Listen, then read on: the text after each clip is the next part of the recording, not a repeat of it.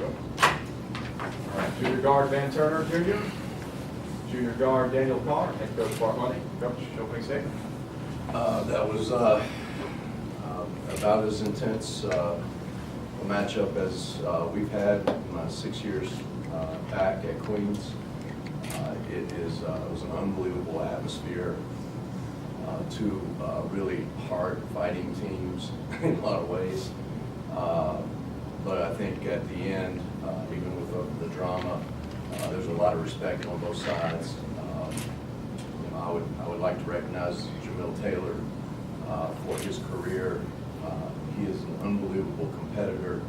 He is classy. He is tough. He's going to play basketball for a long time. With all that said, I'm so proud of our group. We came out fast.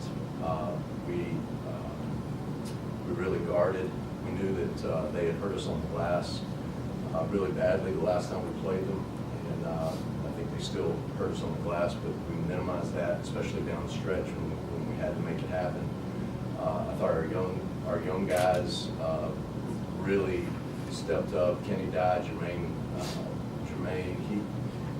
those two freshman guards have really added a lot, and they've developed and matured to where they can handle these end-of-game situations.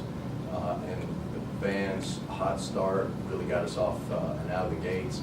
And then Daniel Carr, I thought, was the absolute best player on the floor. And it's my pleasure to coach these guys, and I'm so proud of this group and what they've done so far. And I know that they are extremely happy to continue to play. It looks a little bit like you're using Daniel more as a point at times that I know that was something that started to off bench and then over a little bit, but it seems like that start helps you guys. Well, if I could stick him in the copy machine and photocopy him, I put him in all, except for Vans, of course, but I put him in all the positions. He does so much for us. I mean, he really does float to a bunch of positions. He, as soon as somebody hits a couple shots, we put him on them defensively. He understands everything we're doing. He's like an extension of me on the floor, but way tougher than I am. So yeah, he slid over the point for a while tonight, and that helped us get Jamil Taylor in foul trouble. His aggressiveness to the paint, and he played a tremendous game. Yeah, during the SEC tournament, you talked about it, wherever you usually play, it doesn't matter whether it's going on the bench or whatever it happens to be. Is there a comfort level for you to kind of navigate between that force and all? I'm comfortable with helping my team win. So whatever that entails me to do, then I'm going to do it and do it to the best of my ability. With a lot of heart and a lot of toughness. That's what we preach every day. So wherever Coach Lane needs me to be, I'm going to be comfortable doing that. Daniel, can you talk about the nature of that game down the stretch? 5 minutes left. I mean, you had a student get thrown out, you had coaches going at it. I mean, it was chaotic in every sense, but you were able to kind of engineer the team down the stretch to a point where you swept that emotion aside and you really focused on winning that game. I think down the stretch, it's more of a business thing. We can't get caught up in what's going on around in the arena, the intensity of the game. Keeping my guys together, keeping their head in it. With me being a leader, I know that if I'm calm and I'm bringing everybody there, keep everybody on the same page, then they'll respond the way that we did tonight. Coach, you made a solid commitment to come out a lot stronger, a lot tougher in the opening first 5 to 6 minutes, which kind of set the trend for the half. Can you talk about the difference in mindsets between last game and tonight? Well, the first two meetings we had with them, we played from behind for most of the game, and we talked a lot about having a fast start. I thought if we had to play from behind the third time, we were kind of rolling the dice and testing our luck. And these guys really defensively, especially, I thought they set the tone. Van making those shots, and Danny's aggressiveness to the paint. So I think the start, Danny and I just talked coming up the steps. The start really made a big difference in the final outcome of the game. And they really, they made shots, they made defensive stops, and I think that was the biggest key if you want to go as far as the entire game was the start. What was said? the 3-point game was not there last night, but you guys were 4-4 within the first 5 minutes tonight. But that's your specialty as well as touchdown in the second season. What were you seeing in the minutes that differed from last night? It's wasn't anything different, honestly. Shoes, no shoes, so I kept shooting.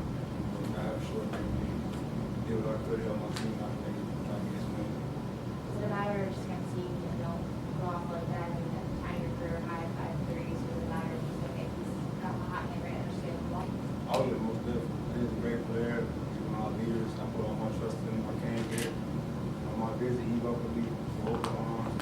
It's been up to love. Just like I got here, so he's a great guy, honestly. Trust him with everything. So whenever you want to do, I'm 100%. Coach, what was said between the coach to start that kind of emotional period? He said, Bart, I really like your tie. I said, Rob, I don't think you do. He said, yes, I do. And we just argued about it. No, I don't remember. Rob and I talked about it after the game. I apologized as soon as the game was over. He wanted to win, and we wanted to win. I hate that we may have inflamed what was already a tense situation. It's our jobs to kind of de-escalate that. He and I are fine. I thought after the game, both teams showed a lot of class. It's part of this regionalization with the NCAA tournament. We play them and we battle them during the regular season, and then you face them in the postseason, and it makes temperatures just a little bit hotter. What does that say about you guys that you overcame, you kept your emotions in check when everything around you was kind of falling apart? Well, I think you touched on it. Danny was the one that was kind of pulling everybody together as I was over there arguing with the other coach. He was hey, let's keep this together and go. And we huddled up, and everybody said, I love you, I love you, I love you. Let's finish this. Coach, how were you able to come in and eliminate Marcel Haskett from Catawba's lineup? This was his worst statistical game in this season. Limit him to 4 points. He hasn't done that. What was your game plan coming in with him? Daniel Carr. It's kind of the truth. We played him 3 times, and we knew that the sets that he liked to shoot off of, we knew that he liked to, if he could catch and shoot, he did.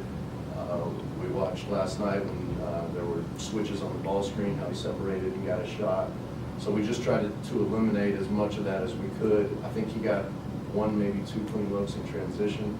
But other than that, he had Daniel Carr draped around him. And it's really hard to make a shot when Daniel Carr draped around him. Last night, Jalen Patterson, career high, tonight, Daniel, career high, great plus. Does it matter that someone's going to have to set up at this point in the season? It is, and I think if you're going to make a deep run in the NCAA tournament, it is always going to be someone new stepping up each night. I thought Catawba guarded our stuff really well, and Danny was able to find cracks. And not only did he score, but he got Jamil Taylor in foul trouble, which was a huge part of the late in that second half. So it's we've got a bunch of guys that do their jobs, and when you do your job over and over again, eventually you have a great game. And I think they love each other and they share the ball, and it's just a team. Anything else for Coach? Players? Thank you. Thank you.